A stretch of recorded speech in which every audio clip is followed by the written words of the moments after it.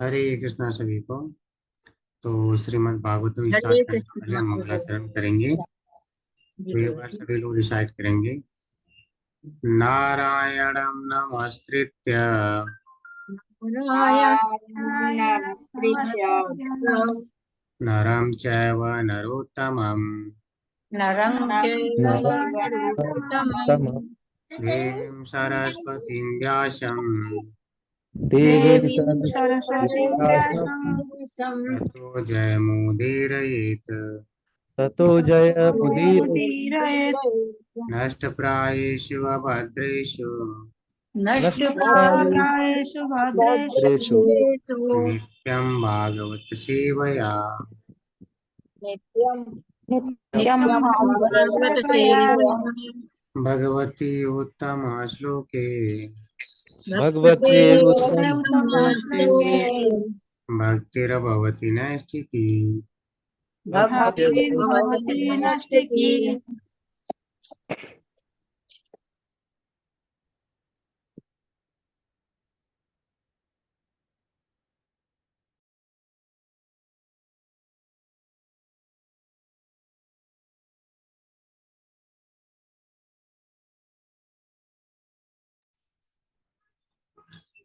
हरे कृष्णा सभी को। आप लोगों का श्रीमद् भागवतम हरे के कृष्णा गुरु जी।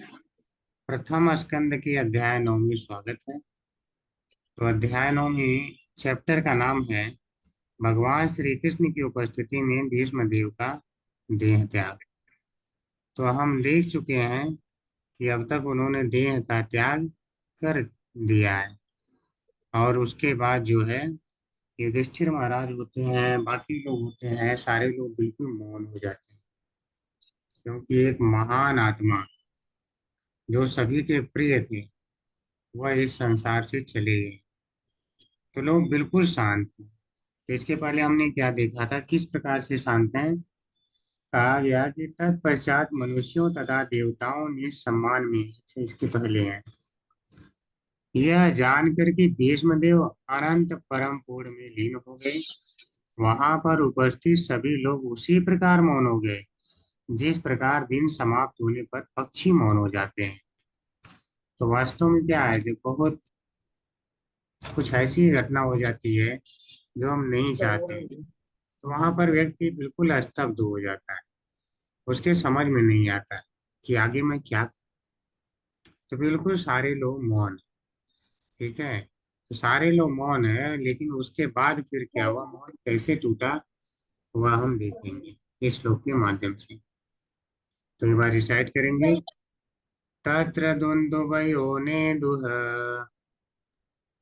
तत्र तत्र दुन्दुभयोर् देवमानववादिताः देवमानव देवमानवादितः वादितः सशंसुः साधवो राज्ञाम् ससन्तु साधवो राज्ञाम् ससंसुषादुराज्ञाम् खातकेतुः पुष्पवृष्टयः हाथपेतुः दृष्टयः तत्र दुन्दुभयोनेदुर् तत्र तत्र दुन्दुभयोर् देवमानववादिताः देवमानव देवमानवादितः वादितः सशंसुः साधवो राज्ञाम् ससन्तु साधवो राज्ञाम् खातकेतुः पुष्पवृष्टयः हाथपेतुः दृष्टयः। तत्पश्चात मनुष्यों तथा देवताओं ने सम्मान में नगाड़े बजाए, और निष्ठावान राजाओं ने सम्मान तथा आदर प्रदर्शित किया, और आकाश से पुष्पों की वर्षा होने लगी। एक बार शब्दार्थ देख लेते हैं। तत्र तो हिंदी तत्पश्चात कोई तो बुझाई दोनों भैया नगाड़े, नगाड़ी या नगाड़े को कहते हैं, दोनों भी लोग बोलते हैं ना हिंदी में। ने दो बजने लगे, तो नगाड़े बजने लगे।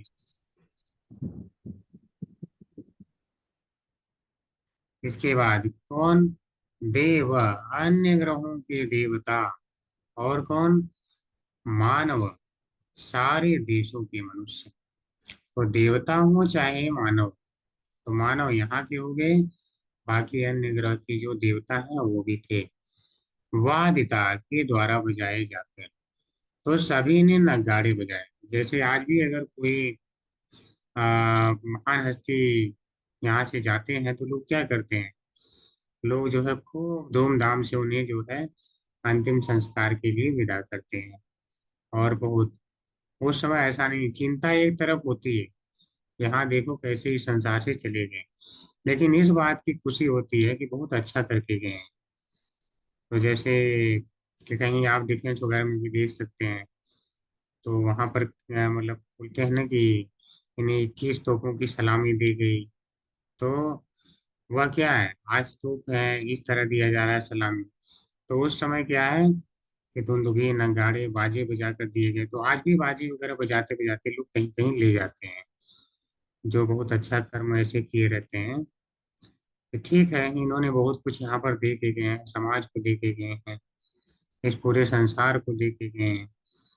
या कुछ लोग खुशी में इसलिए भी मनाते हैं कि चलो परिवार वाले हैं, कि हमें परिवार के लिए कम से कम दिया। ठीक है, वह उनके लिए ही महान होते हैं, उनकी महानता वहीं तक सीमित है।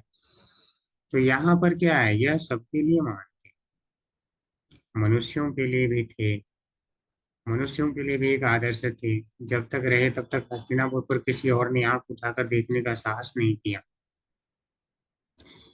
फिर देवताओं के लिए भी सम्मानित थे, वसुओं में से एक हैं, आप जानते ही हैं, सबसे बड़े हैं वसुओं में, 8 वसुओं में।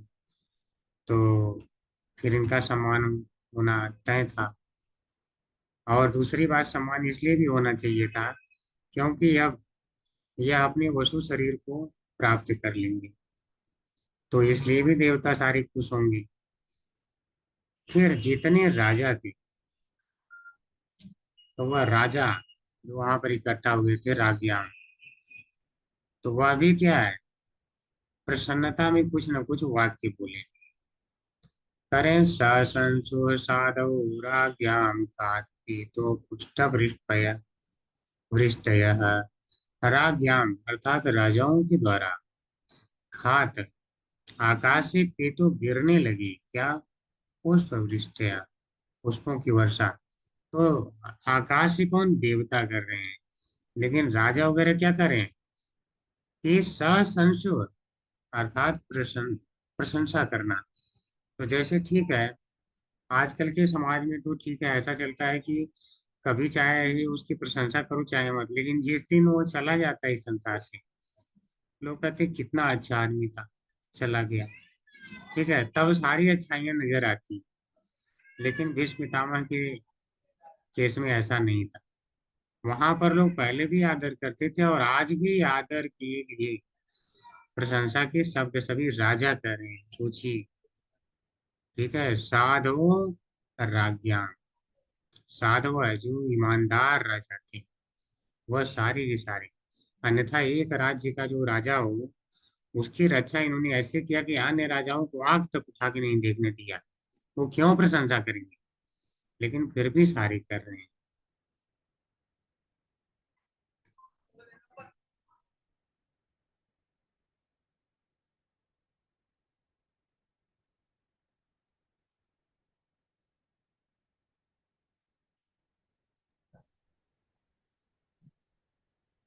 ओम नमो भगवते वासुदेवाय। ओम नमो भगवते वासुदेवाय। ओम नमो भगवते वासुदेवाय। ओम अज्ञानतिमिरान्धस्य ज्ञानाञ्जनशलाकया चक्षुरुन्मिलितं येन तस्मै श्रीगुरुवे नमः।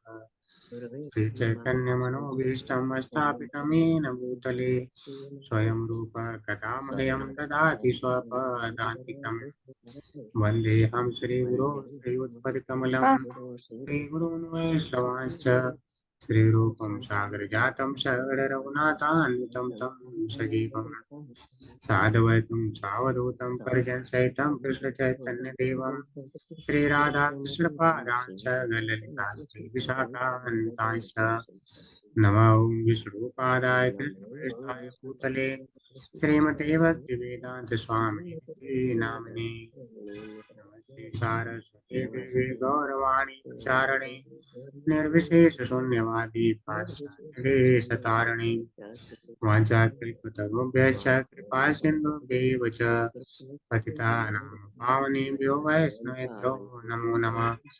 हे कृष्ण करुणा सिंधु दीनबंधो जगत्पते गोपेश गोपिका कांत राधा कांत नमोस्तुते तप्त कांचन गौरांगी राधे वृंदावनेश्वरी वृषभानुसुते देवी प्रणमामि हरिप्रिये। जय श्री कृष्ण चैतन्य प्रभु नित्यानंद श्री अद्वैत गदाधर श्रीवासादि गौर भक्तवृंद। नमो महावदन्याय कृष्ण प्रेम प्रदायते कृष्णाय कृष्ण चैतन्य नामनि गौरतुषे नमः। हरे कृष्णा कृष्णा कृष्णा हरे हरे हरे राम राम हरे हरे। हरे कृष्णा सभी को।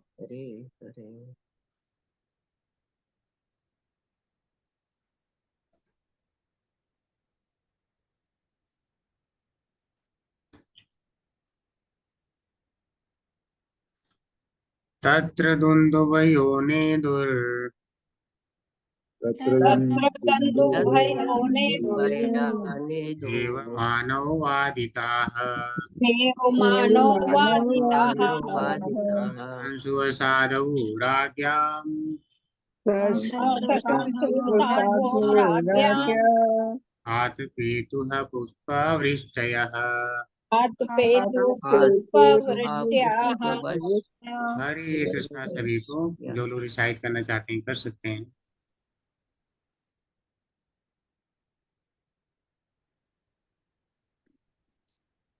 हरे कृष्णा प्रभु जी।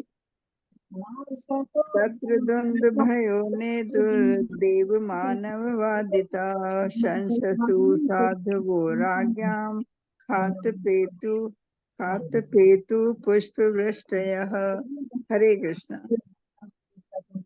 हरे कृष्ण प्रभु जी। तत्र दुन्दुभयोने दुर्देव मानवो वादितः संससुः साधुघोरागां खत्पेतुः पुष्पवृष्टयः। हरे कृष्ण। हरे कृष्ण प्रभु जी। हरे कृष्णा प्रभु जी। तत्संदु भयोने दुर्देव मानो वादितः सासन्तु साधवो राज्ञां खातपेतु पुष्पवृष्ट्याः। हरे कृष्णा प्रभु। हरे कृष्ण प्रभु जी। तत्र द्वंद्व भयो ने दुद्रोवा मानवादिता ससूत्रो साधो वो राज्य खासेतु पुष्प वृष्टाय। हरे कृष्ण। हरे कृष्णा प्रभु जी। तत्र तत्र दुन्दुभयोनेदु देवमानवादिता शंससु साधुवो राज्ञा खातपेतु पुष्पवृष्ट्या। हरे कृष्णा। हरे कृष्णा प्रभु जी। तत्र योनि देवमानवादिता संशुभ साधु राज्ञा पातपेतुः पुष्पवृष्टयः। हरे हरे कृष्ण कृष्ण। सभी को। ठीक, हम आगे देखेंगे। तत्पश्चात मनुष्यों तथा देवताओं ने सम्मान में नगाड़े बजाए और निष्ठावान राजाओं ने सम्मान तथा आदर प्रदर्शित किया और आकाश से पुष्पों की वर्षा होने लगी। यह हमने देख लिया। अब हम तात्पर्य देखेंगे। तो पाजी इसके बारे में क्या बताना चाहते हैं। हरे कृष्णा सरिता माता जी, एक एक करके मौका दे सकते हैं सभी को। हरे कृष्णा। जय माता जी पढ़ सकते हैं। हरे कृष्णा प्रभु जी। हरे कृष्णा माता जी। शील प्रभुपाद की जय। तात्पर्य प्रभुपाद द्वारा। मनुष्य तथा देवता दोनों ही भीष्म देव का आदर करते थे। मनुष्य पृथ्वी पर एवं ऐसे ही अन्य ग्रहों के समूह भू तथा वहा में रहते हैं। लेकिन देवता स्वः अर्थात स्वर्ग लोक में रहते हैं और वे सभी भीष्म देव को एक महान योद्धा तथा भगवत भक्त के रूप में जानते थे। महाजन या अधिकारी के रूप में वे ब्राह्मण, नारद तथा शिव के तुल्य थे। यद्यपि वे एक मानव थे, देवताओं के तुल्य योग्यता अधिक आध्यात्मिक पूर्णता मिलने पर ही होती है। इस प्रकार भीष्मदेव ब्रह्मांड के सर्वत्र विख्यात थे और उनके समय में एक लोक में दूसरे लोक की यात्रा व्यर्थ के यांत्रिक अंतरिक्ष यानों के द्वारा नहीं अपितु सूक्ष्मतर विविधियों से संपन्न की जाती थी। जब सुदूर ग्रहों को भीष्मदेव के निधन की सूचना भेजी गई तो उच्च लोकों के निवासियों ने तथा पृथ्वी के निवासियों ने दिवंगत महापुरुषों के सम्मान में पुष्पों की वर्षा की। स्वर्ग से फूलों की वर्षा देवताओं द्वारा मान्यता का चिन्ह है और इसकी तुलना कभी भी शव के फूलों के सजाने से नहीं की जानी चाहिए। अतः साक्षात्कार के कारण भीष्मदेव के शरीर का बौद्धिक प्रभाव मिट चुका था और उनका शरीर उसी प्रकार आध्यात्मिक बन गया था जिस प्रकार अग्नि के संपर्क में आकर लोहा तब लाल हो जाता है। अतः पूर्णतः स्वरूप सिद्धि व्यक्ति का शरीर बौद्धिक नहीं माना जाता।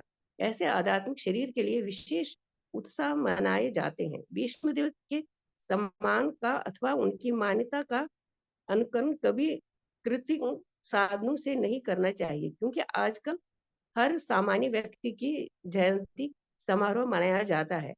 प्रामाणिक शास्त्रों के अनुसार किसी सामान्य व्यक्ति का, चाहे वो बौद्धिक दृष्टि से कितना ही बड़ा क्यों न हो, जयंती उत्सव मनाया भगवान के प्रति अपराध है, क्योंकि जयंती को धरा पर भगवान के आविर्भाव दिवस के लिए सुरक्षित है। भीष्मदेव अपने कार्यकलापों के कारण अद्भुत थे और उनका शरीर के दाम को प्रयाण भी अद्भुत है। हरे कृष्ण। हरे कृष्णा माता जी। तो हमने देखा कि चाहे मनुष्य हो और चाहे देवता हो, तो हम ऊपर के लोगों को भी जानते हो, नीचे के लोगों को भी जानते हैं ब्रह्मांड में। तो टोटल मिला करके कितने 14 लोग हो जाते हैं एक ब्रह्मांड में। तो 14 लोगों में जितने भी हैं सारे उनका सम्मान करते थे। तो इसीलिए कह रहे हैं कि जो मनुष्य हैं, अगर तुम लोग भी नगाड़े बजा सकते थे तो उन्होंने यहाँ पे बजाए। जो देवता हैं वह स्वयं फूलों की वर्षा कर रहे हैं। तो कारण क्या है कि 12 महाजनों में से एक है। महाजनों का अर्थ हो गया कि पूर्ण आध्यात्मिक स्थिति में स्थित होना, अर्थात उन्हें भगवान का पूर्णतः ज्ञान है। यानी ब्रह्मा और शिव जी के तुल्य हैं। और अगर जो स्वयं ब्रह्मा और शिव जी के तुल्य हो, महाजन हो, तो उसका तो सम्मान सभी करेंगे ही। यहाँ पर हमें नहीं सोचना चाहिए कि तो मानव थी, वो मानव थे ही नहीं।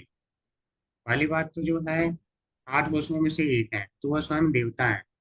किसी कारण यहाँ पर आ गए तो उन्होंने देवतुल्य कार्य किए, तो इस कारण से उनका जो है यहाँ पर सम्मान हो रहा है।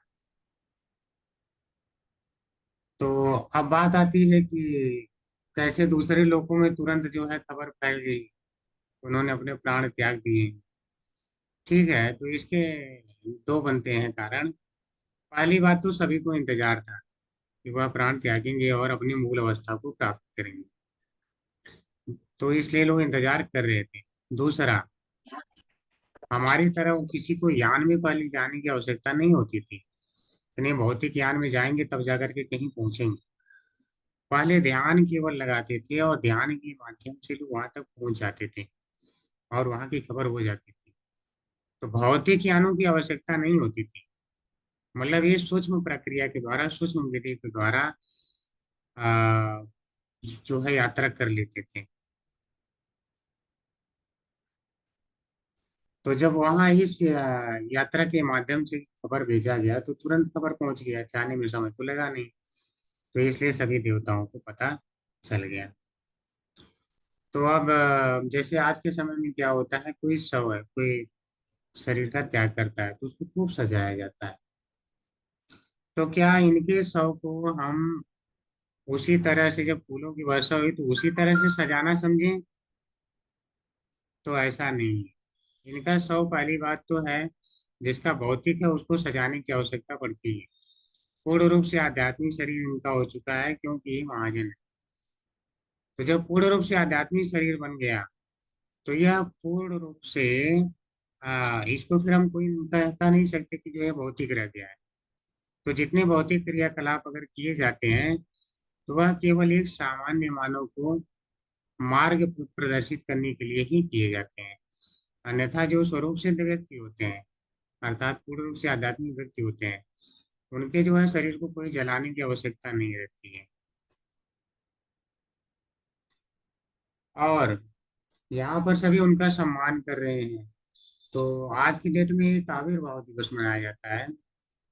तो आविर्भाव वास्तव में केवल भगवान का होता है। तो या उनके बहुत विशेष भक्तगण होते हैं तो उनका होता है। तो लोग कहते हैं कि जयंती है, मतलब किसी भी व्यक्ति के सामने लोग जयंती लगा देते हैं कि मतलब इस दिन वो आए थे, जन्म लिए थे तो जयंती हो गया। तो यह वास्तव में अगर शास्त्र के अनुसार देखा जाए तो गलत है।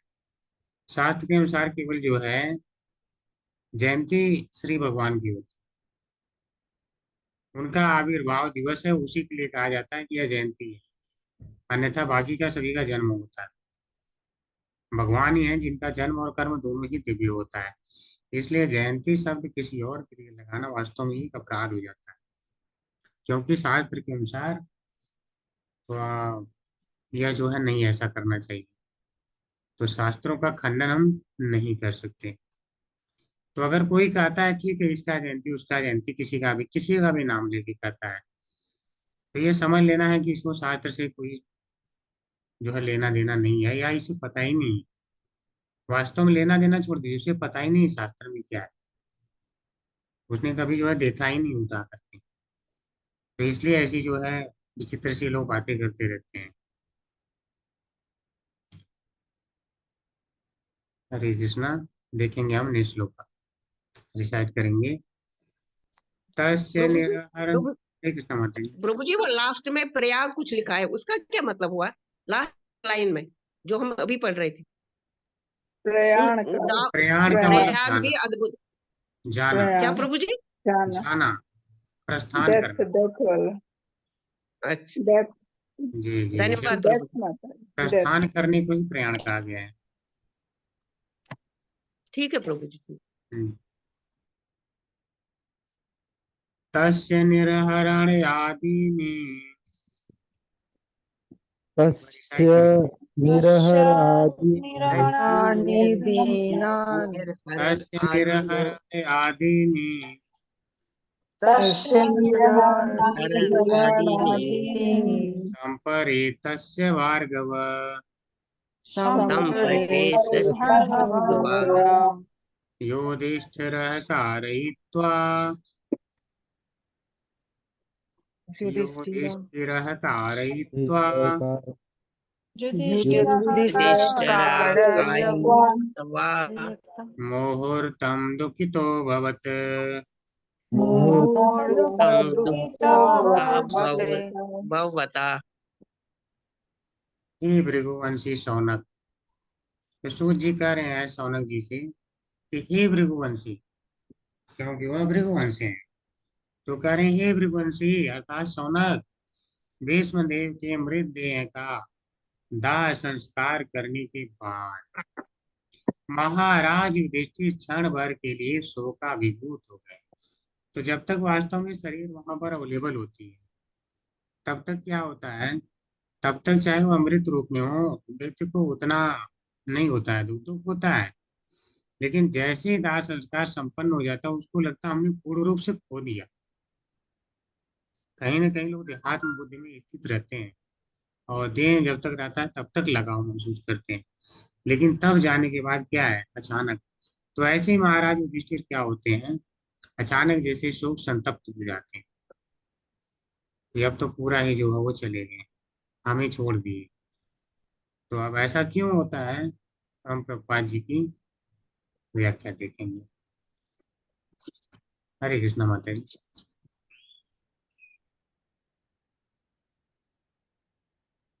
हरे कृष्णा सरिता माता जी, एक एक करके मौका दे सकते हैं। ठीक है, लग रहा माता जी लेफ्ट ओवर हो गए हैं। मैं बोलता हूँ नाम। हरे कृष्णा रश्मि माता जी।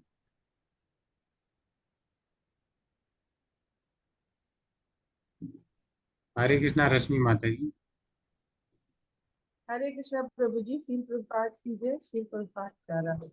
भीष्मदेव न केवल महाराज युधिष्ठिर के परिवार के मुखिया थे, अपितु एक महान दार्शनिक और उनके भाइयों एवं माता के लिए मित्र भी थे।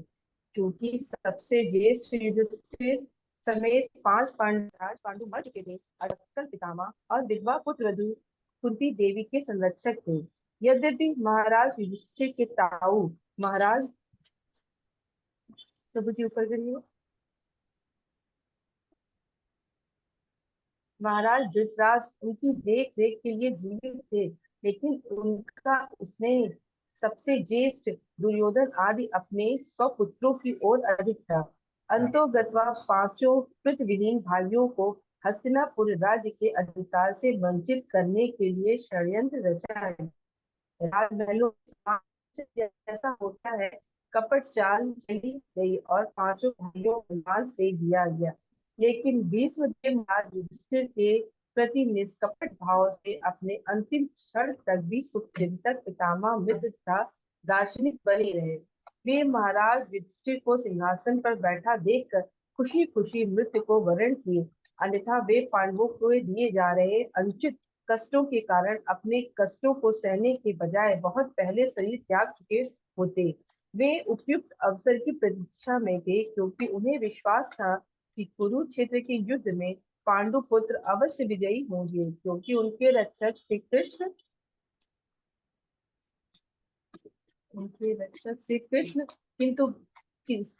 थे। किंतु भगवत भक्त होने के कारण वे जानते थे कि भगवान के भक्त को कभी विनष्ट नहीं किया जा सकता।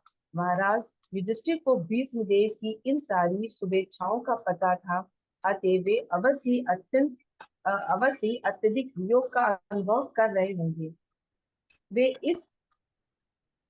वे इस महान आत्मा के विक्षोभ से शोकाकुल थे, उनके उस भौतिक शरीर के लिए नहीं जो भीष्मदेव ने त्यागा था। अंत्येष्टि क्रिया एक आवश्यक कर्तव्य था। यद्यपि भीष्मदेव मुक्त आत्मा थे, क्योंकि भीष्मदेव निसंतान थे, अतः सबसे बड़े पौत्र महाराज युधिष्ठिर इस अंत्येष्टि क्रिया को संपन्न करने के समुचित अधिकारी थे।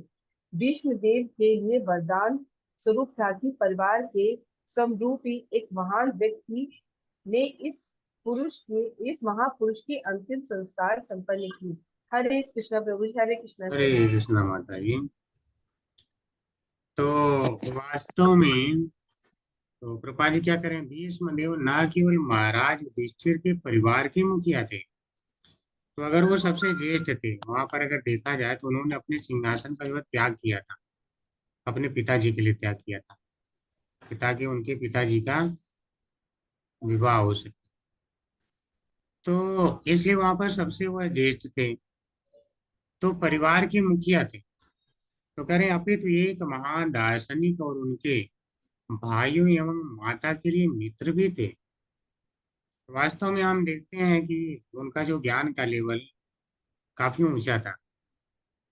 वह अगर कहीं वचन दे चुके थे कि ठीक है, मैं जो भी सिंहासन पर बैठेगा उसके प्रति सदा ही वफादार रहूंगा, लेकिन उसके बाद भी कैसे दूसरे कर्तव्य निभाने हैं उनको भली भांति याद था।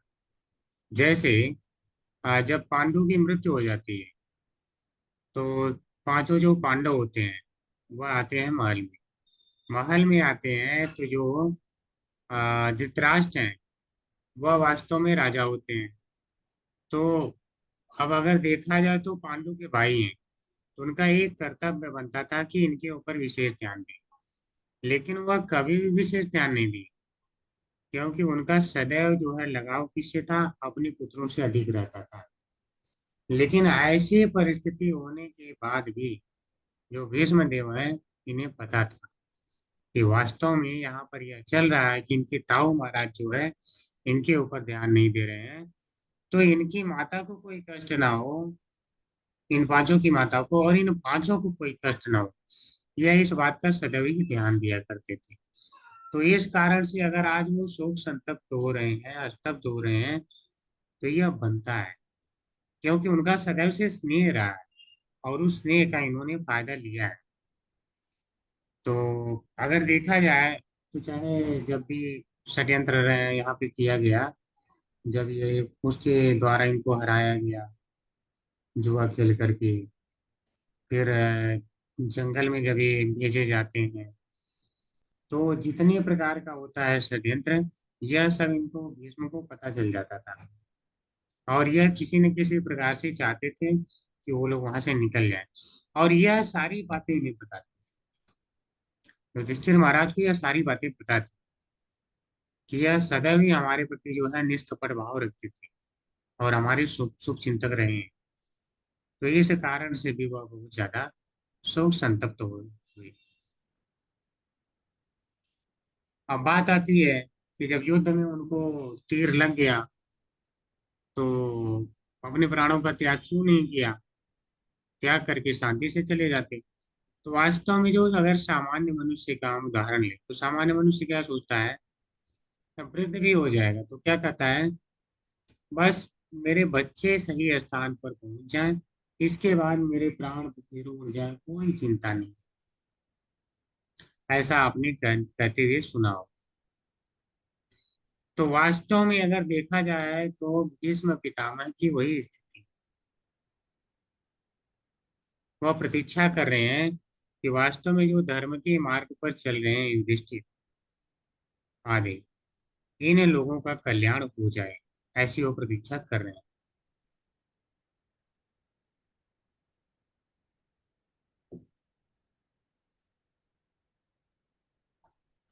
तो इसी कारण से कि एक यहाँ पे धर्म पूर्वक राज्य चल सके, एक ऐसा व्यक्ति यहाँ पर आए जो पूर्ण रूप से धर्म को जानता हो, तो उसका उन्हें जो है इंतजार था। तो उसी अवसर को देखने के लिए वह अपने शरीर का त्याग नहीं कर रहे थे। तो बात आती है, जब भगवत भक्त थे तो उन्हें तो सारा पता था कि उनके साथ में कृष्ण है तो वह जीतेंगे ही जीतेंगे, ठीक है। लेकिन एक अपनी आंख से देखने की इच्छा सदैव बनी रहती है। आपको अगर कभी पता भी चल जाता है कि ठीक है मेरा तो ये काम होना ही है, फिर भी आप उत्सुक रहते हैं। आप कभी कोई पार्सल मंगवाए देखो, आपको पता है इसमें ये मैंने ही मंगाया है, लेकिन फिर भी उसे खोल कर देखने के लिए आप आतुर रहते हैं। तो अपने सामने जो होना है वह कुछ और ही आनंद देता है।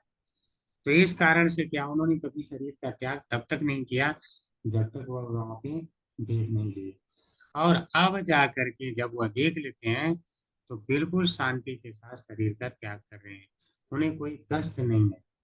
और सबसे बड़ी बात, उन्हें भगवान के सामने शरीर को त्याग करने का अवसर प्राप्त हुआ।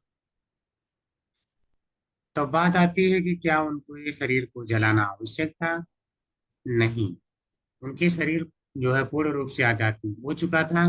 लेकिन हाँ, समाज को शिक्षा देने के लिए यह आवश्यक है कि ठीक है, अगर कोई सामान्य व्यक्ति है, गृहस्थ है, तो उसकी शरीर को जला देना चाहिए, ठीक है। तो अगर कोई व्यक्ति कहीं पर है, अगर पूर्ण रूप से आध्यात्मिक हो गया तो फिर उसकी शरीर आध्यात्मिक हो जाती है। तो इसलिए जो है हमें ये नहीं समझना चाहिए कि अभी हम मुक्त व्यक्ति नहीं है या हमारे जैसा सामान्य है, वह पूर्ण रूप से मुक्त हो जाते हैं। तो अब जो निसंतान होता है, क्या उसकी कोई गति नहीं होती? जब आप गरुड़ पुराण पढ़ते हैं तो आपको पता चलता होगा कि जो निसंतान है उसकी तो कोई गति नहीं होती, जल्दी उसका कल्याण नहीं होता है। तो इसलिए अगर व्यक्ति गृहस्थ है तो उसे कहा गया है कि वहां पर ये दाम्पत्य जीवन में अवश्य बंधना चाहिए और संतान अवश्य उत्पन्न करना चाहिए, ताकि वह शास्त्र विधि से उसकी अंत्येष्टि क्रिया को कर सके, ऐसा कहा जाता है। गरुड़ पुराण में ऐसा लिखा गया है। लेकिन अगर कोई व्यक्ति निसंतान है और पूरा जो है संतान की तरह इनकी देखभाल कर रहे हैं, तो उनके परिवार का कोई व्यक्ति जो है कर सकता है अंत्येष्टि क्रिया। तो उस समय अगर करता है तो उसके साथ कुछ गलत नहीं होगा, उसका जो है कल्याण होगा। और दूसरी बात, अगर जो पूर्ण रूप से आध्यात्मिक होते हैं उनका कोई कुछ नहीं भी क्रियाकर्म करे अंत्येष्टि, तो भी ऐसा नहीं कि उनकी गति नहीं होगी, भगवत धाम को तब भी वो जाएंगे। और हमने देखा इसके पहले यह प्रभुपाद जी बता चुके हैं पिछले तात्पर्यों में कि इनका भगवत धाम जाना तय था, पहले से ही तय था, क्योंकि वह पूर्ण रूप से आध्यात्मिक थे। तो इसलिए इनके परिवार के सदस्य हैं और महान हैं, और महान व्यक्ति जो है, और इनका अंतिम संस्कार किया, तो यह इनके लिए अच्छा एक सम्मान भी मिला। और एक और बात है जो गरुड़ पुराण में आता है कि अगर जो राजा है, राजा की सारी संतानें होती हैं, अगर वह चाहे तो वह अंतिम संस्कार किसी का भी कर सकता है। वहां पर 5 प्रेतों की कथा आती है, उनको मुक्त कराने के लिए एक राजा ने ऐसा ही किया था, सारे कर्मकांड कराए और उन्हें जो है मुक्त किया था। वह प्रेत योनि में भटक रहे थे, मुक्त हो नहीं पा रहे थे, तो राजा से उन्होंने मांगा था सहायता, तो वो समय ऐसा आया था। तो जो राजा है, राजा को यह हक होता है, तो उसकी सारी संतानें हैं, तो जिस समय यह गद्दी पर बैठ गए तो उस समय ये आराम से किसी का भी अंत्येष्टि क्रिया कर सकते हैं। इन्होंने, यह एक महापुरुष है, तो महापुरुष ने उनकी जो है किया, तो यह अंत्येष्टि क्रिया जो है उनके लिए एक बहुत ही सम्मानित रही। ठीक है, नेक्स्ट देखेंगे। तुष्टो मुनियोरिष्टा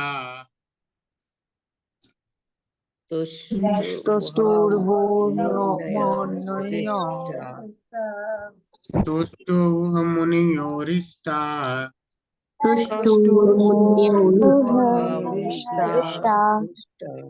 कृष्णं तद्गुह्यनामभिः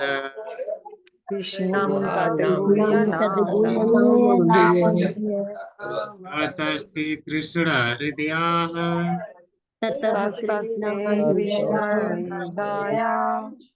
स्वाश्रमान् प्रययुः पुनः।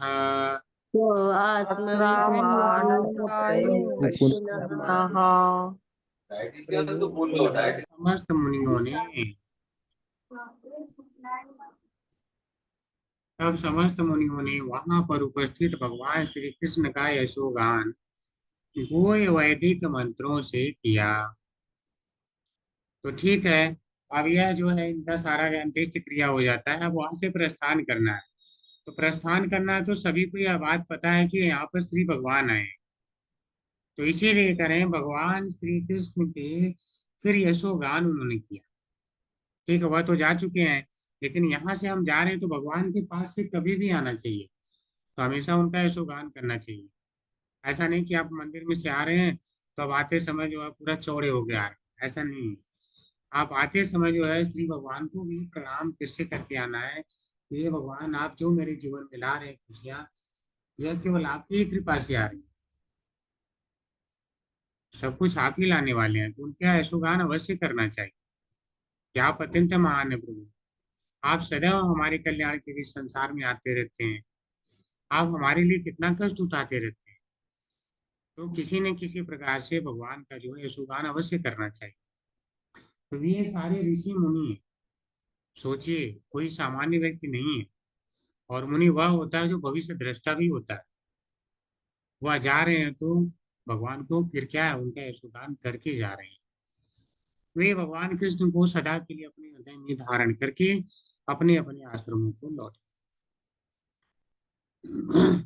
तो वह क्या करते हैं कि भगवान श्री कृष्ण को अपने हृदय में धारण करते हैं। तो हमें भगवान को सदा अपने हृदय में धारण अवश्य करना चाहिए। ऐसे हृदय में सबके रहते हैं, ठीक है, लेकिन रहने से क्या फायदा है अगर आप कभी स्मरण न करें। तो इसलिए भगवान को अपने वहां पे हमारे हैं, हमें इस बात का सदैव आभास होना चाहिए। कुछ भी करने जाइए, अगर आपको लगे कि यह गलत है तो तुरंत सोचिए भगवान वहां से देख, आपका यह कंडीशन होना चाहिए, तब तो बोला जाएगा कि आपने धारण किया, अन्यथा नहीं। इसके बाद वह अपने अपने आश्रमों को लौट जाते हैं।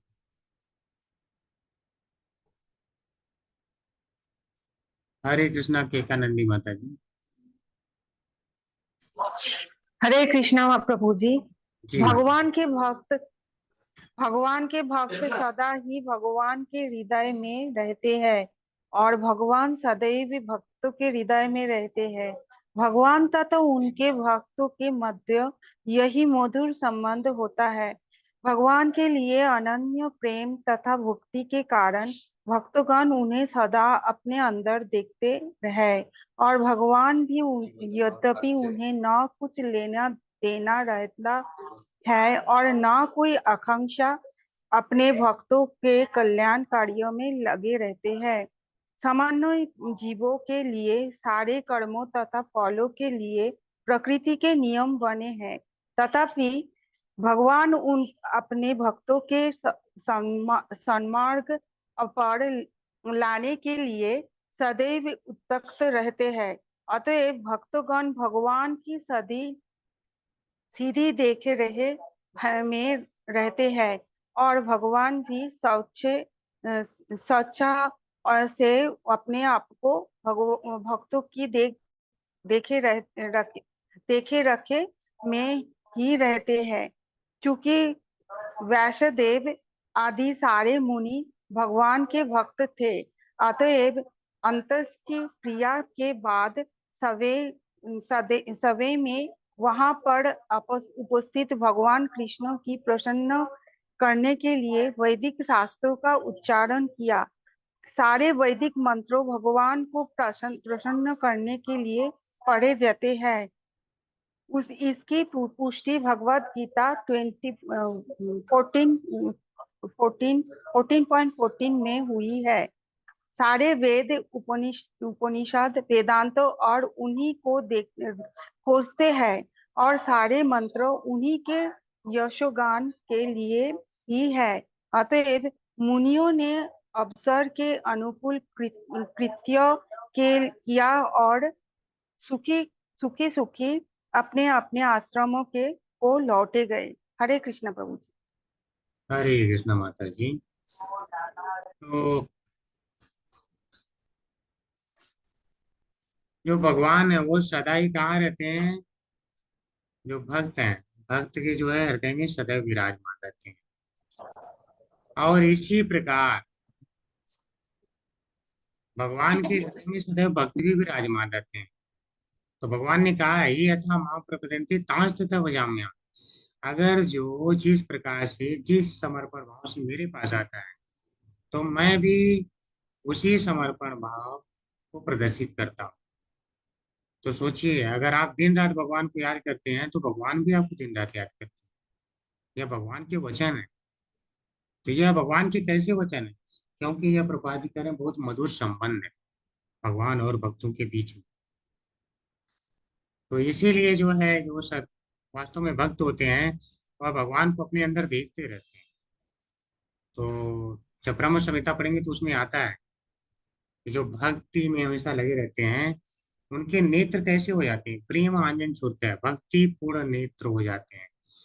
प्रेम आंजन छूटते भक्ति विलोचन न संत सदैव हृदय सुविलोकयन्ति। तो सदैव हृदय विलोकयन्ति, इसका मतलब यह है कि सदैव देखते रहते हैं। ऐसा नहीं कि अभी दिखे भगवान फिर नहीं दिख रहे हैं, अब वो बेचैन हो जाए। इसीलिए संत सदैव शांत रहते हैं। अब बात आती है भगवान इस संसार में क्यों आते हैं जब सारा कुछ एक इच्छा मात्र से कर सकते हैं। तो वास्तव में भगवान अपने भक्तों के लिए आते हैं। भगवान के लिए कोई नियत कर्म नहीं है, वो चाहे तो न भी आए। जैसे यहाँ पे सारे बद्ध जीव हैं, तो सारे बद्ध जीव हैं तो जैसे जेल बनाया गया, तो जेल में क्या है, जेल के नियम लागू होते हैं, तो उसके बाहर जो है इस दूसरे नियम लागू होते हैं। तो इसी प्रकार से जो ये ब्रह्मांड है, यहाँ पर जो है प्रकृति के नियम लागू होते हैं। तो जो व्यक्ति अगर गलत करेगा तो प्रकृति उन्हें गलत का दंड देती है, अच्छा करता है तो अच्छा का भी फल देती है। तो फिर भगवान को क्यों यहाँ पे आना पड़ता है? तो अपने भक्तों के कल्याण के लिए सदा भगवान यहाँ पर आते रहते हैं। तो इसीलिए जो है भक्त क्या होते हैं, उस प्रकृति के नियम से परे हो जाते हैं। तो इसलिए भगवान बोलते हैं महात्मानस्तु मां पार्थ दैवी में प्रकृति माश्रिता, अर्थात महात्मा लोग सदैव मेरी दैवी प्रकृति के अंडर में आ जाते हैं, अर्थात बहुत ही प्रकृति से उनका कोई संबंध नहीं रह जाता। दैवी प्रकृति में आने का अर्थ क्या है कि वह भगवान की सीधी देख रेख में रहते हैं, डायरेक्ट, कोई बीच में लिंक नहीं है। सोचिए, सीधी देख रेख। प्रभु जी सन्मार्ग, प्रभु जी ऊपर लिखा है सन्मार्ग पर लाने के लिए सदैव उत्सुक रहते हैं। जी सन्मार्ग मतलब अच्छा मार्ग, सतमार्ग, अच्छा मार्ग, ठीक है। सन्मार्ग होता है सतमार्ग, अर्थात अच्छे मार्ग पर लाने की। तो वह चाहते हैं, इसीलिए अच्छे अच्छे जो है यहाँ पे आते हैं, तो भगवान भगवत गीता रूपी ज्ञान देते हैं, अपने कर्मों में जो है अपनी लीलाओं को दे करके जाते हैं, ताकि सदैव भक्त जो है स्मरण करते हैं। और वास्तव में आपको बता दें, जो भक्त नहीं है, अगर वो लाख कोशिश कर ले मैं भगवान की लीलाओं का स्मरण कर लूं, कृत्रिम रूप से ज्यादा से ज्यादा 1 मिनट स्मरण करेगा, फिर भूल जाएगा, फिर भगवान। तो भगवान इतना जल्दी पकड़ में नहीं आते हैं, ठीक है, चाहे आप कितना भी ये कर लें। और इसको पद्म पुराण में वास्तव में बोला भी जाता है, वहां पर बोला गया है, या भक्ति रसामृत सिंधु आपने पढ़ा होगा, तो वहां पर जो है श्री रूप गोस्वामी बताते हैं कि वास्तव में जो हरि हैं वो अपनी भक्ति जल्दी नहीं देना चाहते, क्योंकि अगर जिसको पूर्ण रूप से भक्ति दे देते हैं, क्या बन जाते हैं, स्वयं दास बन जाते हैं, ठीक है। तो भगवान अगर स्वयं दास बन रहे हैं तो इतना आसानी से तो भक्ति नहीं देंगे। तो वहां पे इसीलिए बोले हैं उन्होंने, 2 कारण होते हैं भक्ति इतनी आसानी से नहीं मिलती है। पहला कि साधन, अगर जो ऐसे साधन है जिनमें भगवान से कोई लेना देना नहीं, आप चाहे अनासक्त भले रहें उससे, उसके माध्यम से आप अगर भगवान को प्राप्त करना चाहते हैं तो भी नहीं प्राप्त कर पाते हैं। दूसरा, हरि स्वयं नहीं देना चाहते हैं। तो इसको उन्होंने श्लोक में लिखते हैं कि साधनो गैर अनासंगैर अलभ्या सुचिरात की, यानी अनासंग साधन को अगर लंबे समय तक, सुचिरात अपी यानी चिर काल, यानी लंबे समय के लिए, और सुचिरात अपी कहा जाए और अच्छे से लंबे समय तक करते रहें तो भी नहीं मिलती है। और हरिना चा सुदेत दुधास्य स्यात् सुदुर्लभा, तो हरि भी उसे नहीं प्रदान करना चाहते हैं। इसलिए 2 कारण है कि जिसके कारण भक्ति इतनी दुर्लभ हो जाती है। तो बाकी लोग कहें मैं अंत में याद कर लूंगा, अंत में फिर करके दिखाओ, हो ही नहीं सकता है ऐसा, वो नहीं कर पाते हैं। तो इसीलिए भगवान क्या है, उनको मार्ग दिखाने के लिए आते हैं, भक्तों के लिए। और भक्त इतने कृपालु हैं कि भक्तों को भी दिखा देते हैं मार्ग, तो उनमें से कुछ कुछ भक्त बन जाते हैं। तो इसीलिए तो आप कहते हैं वांछा कल्पतरु, चाहिए क्या है, कृपा सिंधु भई भक्त जो है कृपा सिंधु होते हैं, कृपा के सागर होते हैं, इसीलिए वह किसी पर भी अनायासी कृपा करते रहते हैं। तो इसीलिए वहां पर जितने लोग थे सब भगवान की उस स्थिति को, दिव्य स्थिति को जानते थे, इसलिए उन्होंने भगवान को प्रसन्न करने के लिए वैदिक मंत्रों का उच्चारण किया। ऐसे भी वेदों के जितने मंत्र है 15.15 में भगवान ने बताया है कि वेद ही से सर्वे रामी वेद, ठीक है, वेदांत कृत वेद भीति चाह, कि सारे वेदों में मैं ही जानने योग्य हूँ, और सारे वेद या जितने भी शास्त्र हैं वो मेरे ही यशोगान के लिए बने वास्तव में। तो जब भगवान ही जानने योग्य हैं, किसी की स्तुति, कोई स्तुति की योग्य है तो वह भगवान ही तो वहां पर है। तो इसलिए जब वो उनकी स्तुति कर लेते हैं तो अत्यंत प्रसन्न हो जाते हैं, और प्रसन्न होकर के अपने अपने आश्रम को जाते हैं। तो इसलिए आप भी जब मंदिर जाते हैं तो आते समय आप बिल्कुल प्रसन्न मुद्रा में आइए, क्योंकि आप भगवान के दर्शन कर चुके हैं। पापियों को इतना आसान नहीं है कि भगवान की जो है दर्शन मिल जाएंगे, मंदिर के गेट तक चले जाएंगे और भगवान घुसने नहीं देंगे। अगर आपके पाप का लेवल है ज्यादा, घुसने नहीं देंगे, ठीक है, दूर से भगा देंगे कुत्ते की तरह, भाग जाएंगे लोग। वहां पर घुसने की उनकी हैसियत नहीं कि चले जाएंगे। तो पहले अपने आप को उस लायक लाना होता। तो आप अगर दर्शन कर पाए हैं तो आप अपने आप को सौभाग्यशाली समझिए, इसलिए कर पाए, सबके बस की बात नहीं है। जैसे एक माता जी बताती थी तो उनके पति जाते थे और मंदिर तक छोड़ करके उनको चले जाते थे और नहीं घुसते थे। और मैंने यहीं पर देखा, यहीं चंडीगढ़ में, वो मिले जो है मुझसे, नहीं घुसते थे। एक दिन वो ले गई, जबरदस्ती उनको लेके गई। और जब ले गई वहां पे प्रसादम वगैरह पाए, उसी दिन भागवतम का लेक्चर सुनी, और बता रहे हैं वो सेवा में आते हैं, सेवा में आते हैं। तो जब भक्त की कृपा हो जाती है तो अगला भक्त बन जाता है, अन्यथा नहीं बन पाता है। तो भगवान से ज्यादा दयालु उनके भक्त होते हैं, जो कि ज्यादा जो है कृपा करते रहते हैं। तो अगर आप वहां जा पाते हैं तो आप बिल्कुल खुशी खुशी वहां से दर्शन करके आइए, यह बहुत बड़े सौभाग्य है। ठीक है, नेक्स्ट श्लोक का कितना बड़ा है? ठीक है, समाप्त करते हैं, 2 श्लोक बचे हैं। एक बार रिसाइट करेंगे। ततो योधिष्ठिरो गत्वा ततो युधिष्ठिरो गत्वा तदा वयम्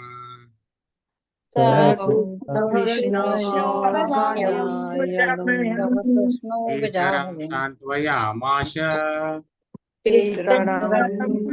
गजानयामास गान्धारीं च तपस्विनीम्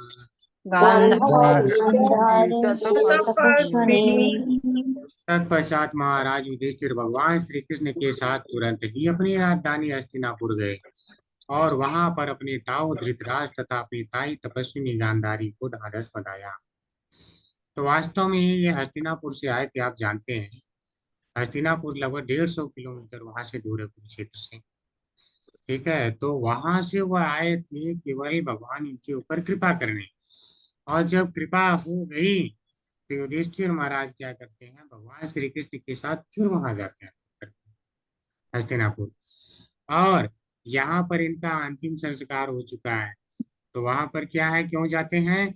क्योंकि इन्होंने इतना अच्छी से धृतराष्ट्र की भी सेवा किया था कि वह भी क्या होंगे, शोक मग्न होंगे। तो एक राजा का कर्तव्य होता है कि अगर राजा, या अगर हम कह लें वहां पे पुत्र की भी भूमिका निभा रहे हैं, तो उनका कर्तव्य बनता था कि जाएं और उन्हें पहले ढांढस बंधाएं।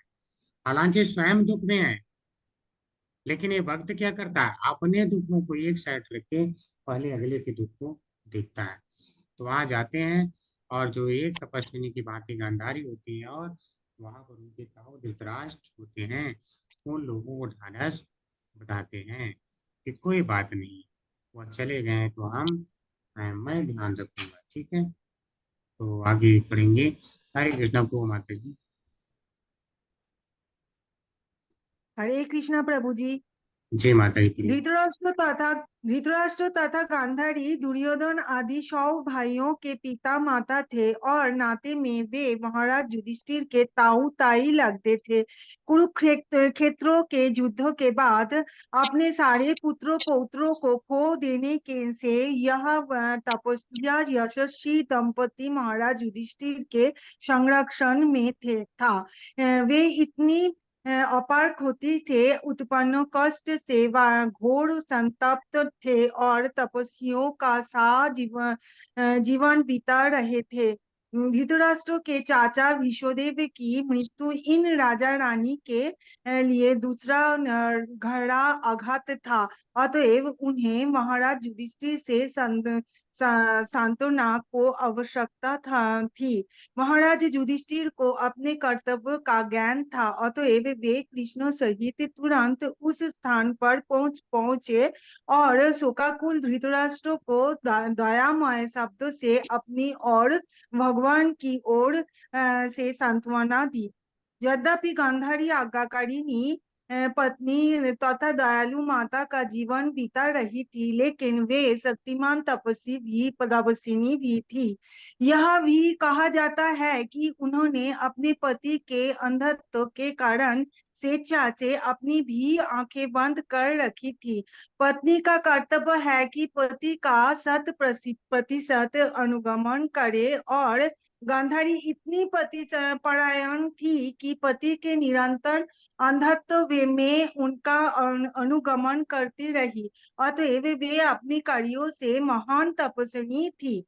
इसके अतिरिक्त अपने 100 पुत्रों तथा पौत्रों के सामूहिक वध से उन्हें अवश्य ही गहरा आघात लगा होगा, जो किसी भी स्त्री के लिए दुस्तर है। लेकिन उन्होंने तपस्विनी की भांति यह सब कुछ सह लिया।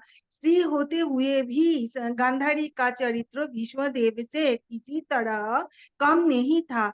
ये दोनों महाभारत के में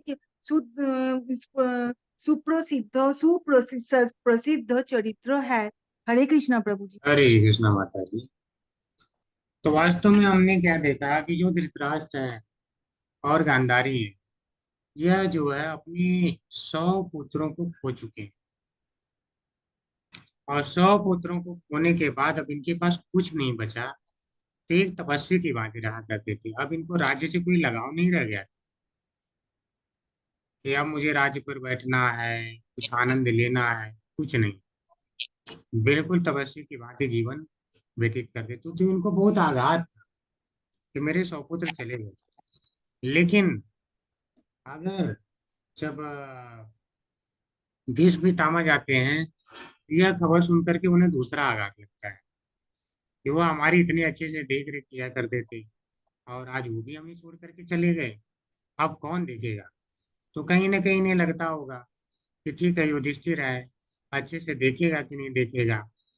तो यह शंका मिटाने के लिए युधिष्ठिर महाराज श्री कृष्ण भगवान के साथ जा करके और उनके सामने जो है अपने दयामय वचनों से उन्हें ढांढस बंधाते हैं कि ठीक है, कोई बात नहीं, मैं हूं और मैं देखूंगा।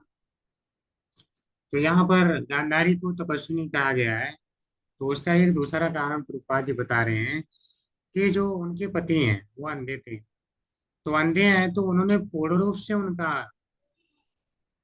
अनुगमन किया, पूर्ण रूप से, अर्थात पति परायण थी, पतिव्रता थी पूर्ण रूप से।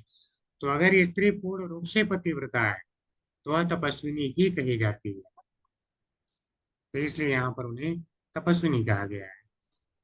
तो उन्हें दोनों को ढांढस बंधाने के लिए वहां पर जाते हैं। ठीक है, नेक्स्ट पढ़ेंगे। पित्रा चानुमतो राजा पित्रा चानुमतो राजा राजा वासुदेवानुमोदितः वासुदेवानुमोदितः चकार राज्यं धर्मेण चकार राज्यं धर्मेण पितृपैत्रामहं विभुः प्रेतैतामहं विभुः। तत्पश्चात परम धर्मात्मा राजा महाराज युधिष्ठिर ने अपने ताऊ द्वारा प्रतिपादित तथा श्री कृष्ण द्वारा अनुमोदित राज नियमों के सिद्धांत अनुसार साम्राज्य का संचालन किया।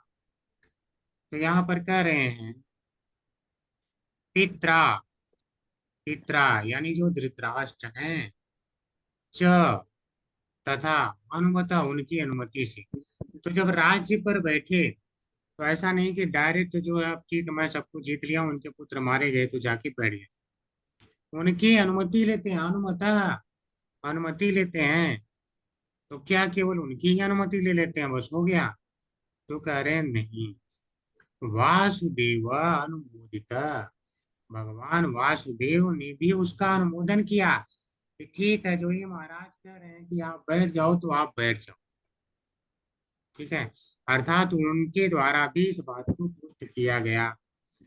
तब जा करके राज्यम, राज्य को चकार चलाया। तो क्या अपनी मर्जी से चलाया? तो कह रहे नहीं, धर्मेण, धर्म अनुसार चलाया, यानी राज्य नियम के जो धर्म होते हैं उसके अनुसार चलाया। क्यों? क्योंकि वह एक महान राजा थे। किस प्रकार से महान थे?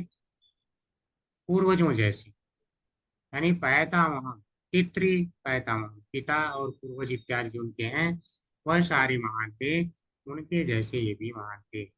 तो इन्होंने जो है जो राज्य के अनुसार जो उसके नियम होते हैं उस धर्मानुसार राज्य का संचालन किया। और हम देख रहे हैं यह क्या है, धृतराष्ट्र की अनुमति के बाद बैठते हैं। इसका अर्थ है कि इन्होंने पूछा कि आप अगर चाहते हैं सिंहासन पर बैठना तो बैठ जाओ, लेकिन वह क्या, वह एक तपस्वी की भांति जीवन व्यतीत कर रहे हैं, इसलिए वह अनुमति देते हैं कि नहीं आप चलाइए। हरे कृष्णा। सुधा गांधी माता जी।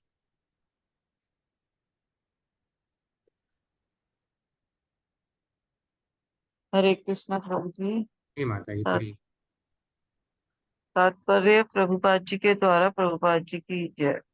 महाराज युधिष्ठिर मात्र कर संग्रह करता न थे, वे राजा के कर्तव्य के प्रति सदैव सचेष्ट रहे, क्योंकि राजा पिता या गुरु से कम नहीं होता।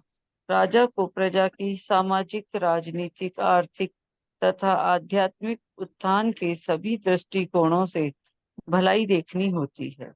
राजा को जानना चाहिए कि मनुष्य जीवन बद्ध आत्मा को भौतिक बंधन से मुक्त करने के लिए है। अतएव उसका धर्म है कि वह प्रजा को ठीक से देखभाल करे, जिससे प्रजा सिद्धि की चरम अवस्था को प्राप्त कर सके।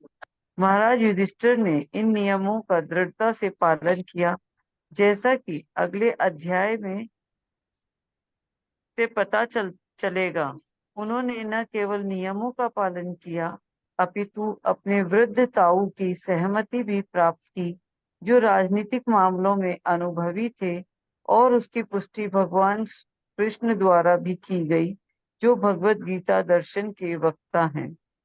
महाराज युधिष्ठिर आदर्श राजा थे, और महाराज युधिष्ठिर जैसे प्रशिक्षित राजा के अधीन एक राजतंत्र सर्वश्रेष्ठ सरकार है, जो आधुनिक गणतंत्रों या सरकारों से कहीं श्रेष्ठ है। इस कलयुग में अधिकांश लोग जन्मजात शूद्र हैं, जो निम्न कुल में उत्पन्न हैं, जो ठीक से प्रशिक्षित नहीं होते, जो अभागे तथा कुसंगति में रहने वाले हैं। उन्हें जीवन के परम उद्देश्य का भी पता नहीं रहता, अतएव उनके द्वारा किए गए मतदान का कोई महत्व नहीं है।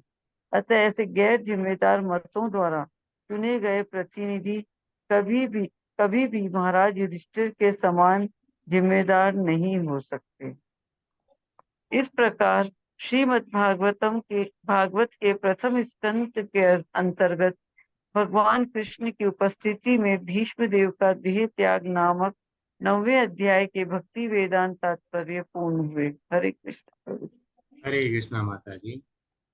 देखिए राजा का कार्य होता है कर का संग्रह करना और उसके बाद जो है राज्य को चलाना। तो इसका मतलब ये नहीं समझ लेना चाहिए कि राजा क्रूर हो जाए। राजा को यह भी ध्यान रखना चाहिए कि जैसे सामाजिक उत्थान मुझे प्रजा का करना है, उसी प्रकार से उसका आध्यात्मिक उत्थान भी होता रहे। अर्थात वह उसके शरीर के बारे में भी सोचता है और उसकी आत्मा का भी कल्याण हो जाए इसके बारे में सोचता है। यानी सभी दृष्टिकोण से वह सोचता है, तब जाके वह राजा होता है।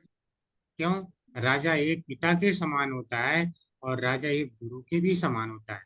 और पिता और गुरु सदैव चाहेंगे कि मेरे बच्चों का हमेशा क्या हो, कल्याण हो। लेकिन जो आज अर्थात कल्याण किस प्रकार से, बद्ध जीवन से मुक्ति। तो इस प्रकार से राजा शासन को नियंत्रित करता है कि लोगों का पूजा पाठ भी चलता रहे, भगवान में स्मरण भी चलता रहे, कर भी देते रहे, उस कर को ऐसी जगह लगाओ उन्हें आराम से जो है भगवान का मंदिर भी प्राप्त हो जाए, वहां जाकर के ज्ञान लेते रहे, भगवान के दर्शन भी करते रहे। तो इस प्रकार वह जो है व्यवस्था बनाता है। लेकिन आजकल के राजा क्या है, आजकल के राजा इस प्रकार से नहीं चुने जा रहे। आजकल वह व्यक्ति राजा को, पहले राजा प्रशिक्षित होता था धर्म के मामले में और उसे राजा बनाया जाता था। जैसे भगवान श्री कृष्ण गीता में क्या कहते हैं, जो यह ज्ञान है गीता किसको दिया गया, एवं परंपरा प्राप्त इमं राजर्षयो विदुः, राजर्षियों को दिया गया, क्योंकि उन्हें राज्य चलाना है। और राज्य चलाना है तो सभी का कल्याण वो कैसे कर पाएंगे आत्मा का? तो जब इन जानेंगे नियम को तब तो प्रशिक्षित हुआ करते थे, वह प्रशिक्षित हुआ करते थे, इसलिए उन्हें जो है दिया जाता था। जैसे इनके ताऊ यहाँ सहमत हो गए, भगवान कृष्ण सहमत हो गए कि आप जो है चलाइए, क्योंकि वह जानते हैं कि यह इसके योग्य है, तो प्रशिक्षित है। आजकल जिसको राजा चुना जा रहा है वो भी प्रशिक्षित नहीं है धर्म के मामले में, और जो चुनने वाले हैं वो तो बिल्कुल ही गए गुजरे हैं। तो इसीलिए प्रभुपाद जी करें, अधिकांश लोग जन्मजात शूद्र है। जन्मजात शूद्र का अर्थ क्या होता है? कि निम्न कुल में उत्पन्न। निम्न कुल में उत्पन्न का मतलब क्या है? कि जहाँ पर कोई भगवान के अध्यात्म से लेना देना नहीं है। तो जब उस घर में कोई अध्यात्म से लेना देना नहीं है तो वह घर क्या हो गया? शूद्रों का हो गया। वहां पैदा होने वाला भी तो शूद्र ही होगा। तो इसलिए क्या है, सारे जन्मजात शूद्र ही यहाँ पर पैदा हो रहे हैं। और पहली बात तो जन्मजात शूद्र, दूसरी जब मिलती है संगति तो कुसंगति मिल जाती है, क्योंकि अगला भी तो शूद्र ही होता है। तो इसलिए क्या होता है कि ऐसे अभागी लोगों का कल्याण नहीं हो पाता है। तो जहाँ जनता अगर ऐसे चुनने लगे मेरा ये राजा हो जाए वो राजा हो जाए, जब जनता खुद नहीं प्रशिक्षित है तो क्या चुन पाएगी अपने राजा को कि वह उसका आध्यात्मिक कल्याण भी करा सकेगा? वह तो फिर किसी को भी चुन के आएगी, जो कि आजकल हो रहा है। और यही गैर जिम्मेदार, इसको बोलते हैं मत, गैर जिम्मेदार मत। तो इसके द्वारा जो राजा चुना जाएगा वो कैसा होगा? वो भी गैर जिम्मेदार होगा। ठीक है, आपने जैसा चुना है वैसा ही तो पाओगे। आपका फिर वो आध्यात्मिक कल्याण तो छोड़ दो, भौतिक कल्याण भी नहीं करेगा। आदमी भौतिक कल्याण तो तब करता है कि चलो इसके शरीर का भी विशेष ध्यान रखो, क्योंकि इसे भगवान को प्राप्त करना है। आपको भगवान को प्राप्त हो करो चाहे मत करो, उसे क्या लेना देना है? तो आपके बारे में क्यों सोचेगा? वो तो अपने बारे में सोचेगा, अपनी 10 पीढ़ियों के बारे में सोचेगा। है? तो इस प्रकार से क्या है, हमें राजा के चुनाव में विशेषतर ध्यान रखना चाहिए। तो इस प्रकार श्रीमद् भागवत के प्रथम स्कंद के अंतर्गत भगवान कृष्ण की उपस्थिति में भीष्म देव का त्याग नामक 9वें अध्याय के भक्ति वेदांत तात्पर्य पूर्ण हुए। हरे कृष्णा सभी को। अगर किसी का कोई प्रश्न है तो कर सकते हैं, या कोई नया पॉइंट हो तो बता सकते हैं।